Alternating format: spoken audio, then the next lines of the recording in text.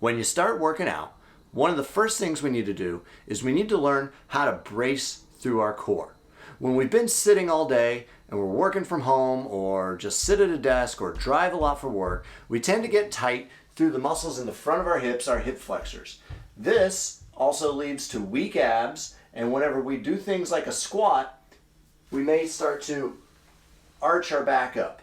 And a lot of times people are always cueing you to look up or pull your chest up when you're squatting, when you're doing exercises like this. And what it leads to is a lot of excessive back extension. So we're going to go through a couple of exercises today that are going to teach you how to keep your midsection tight between your ribs and your pelvis so that we don't open up and we're not slouched over. We want to keep everything tight and braced right through here. We're going to do this with two exercises. We're going to use dead bugs and glute bridges. But we're not going to do normal dead bugs and normal glute bridges. We're going to do isometric variations of them. This is going to help us learn where to set our pelvis, how to keep our ribs down, and how to create tension from our hips up through our core into our shoulders. So when you're doing an exercise, whether it's a squat, a push-up, a row, or a deadlift, you're going to be able to keep your core tight and keep everything strong and protected. All right, we're going to start doing our core bracing exercises from the ground. This is a great way that we can start working on positions through our pelvis and our core without having to put a load in our hands or a weight on our spine or anything like that. We're going to start off, our first exercise is a common one called a dead bug. And that's because we start off in this position like so, like a dead bug. Now, the most common variation of a dead bug is to move the opposite arm and leg apart, and as the arm and the leg go out, we're using our core to try to keep our lower back pressed tight to the ground, or at least keep our spine neutral. I usually like to tell people to actually press into the ground so we start learning how to tilt the pelvis back a little bit. Instead of moving the arm and leg today though, what we're going to do is we're going to set up in the dead bug position and we're just going to do an isometric dead bug hold. To do that, rather than moving that arm and leg, you're going to lift the pelvis just a ½ inch off the ground. I don't know if you saw that, so I'll do it again. You want to watch right here. I'm just going to use my abdominal muscles to pull up slightly and lift the back of my pelvis and my tailbone off the ground. So it's kind of making me shake a little bit. And as we hold this position, we want to just breathe.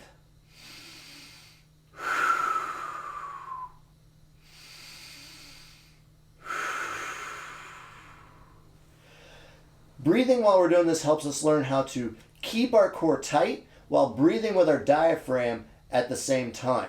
Remember, we're not trying to brace under a super heavy weight. We're just trying to learn how to brace and hold our midsection tight while we start learning exercises like the goblet squat, deadlifts, lunges, push-ups, all that stuff. The isometric dead bug is where we would start.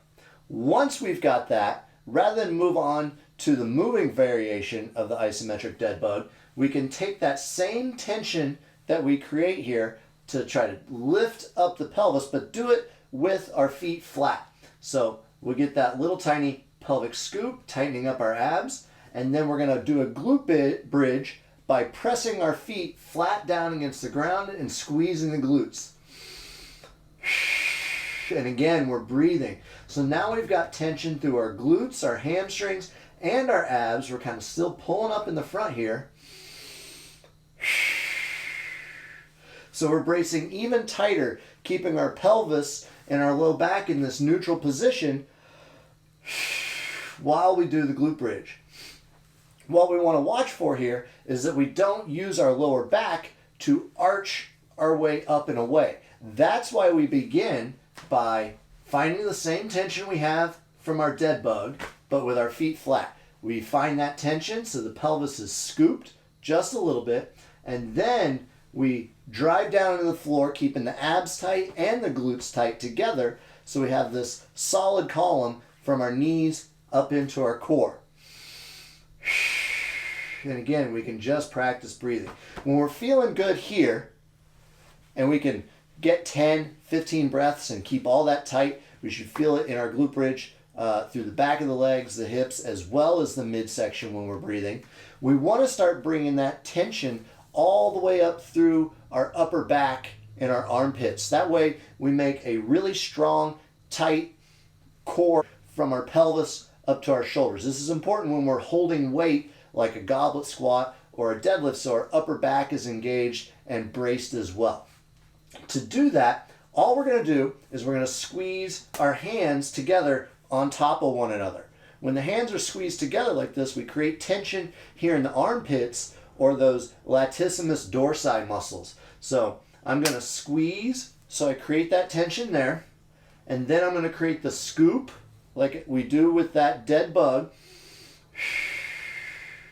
and then I'm going to bridge up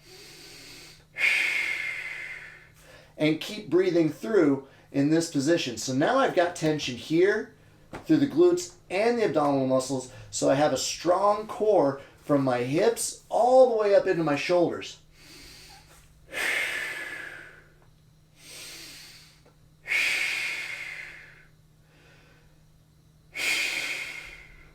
Being able to breathe and practice breathing while we're doing that means we're not going to have to worry about holding our breath and turning this into a Valsalva maneuver. We're just working on squeezing all those muscles so we keep a good, solid position when we do other exercises. So once you've done the dead bug and you've done the glute bridge, and then you can squeeze your hands together, then we want to take those same skills and core positions that we learned there, and we can move up into a squat, into a lunge, without worrying about always arching our way into those positions when we stand up. We don't want to use our back, we want to keep our core tight, so that way when we stand up, we press our feet into the ground, everything stays together as one unit.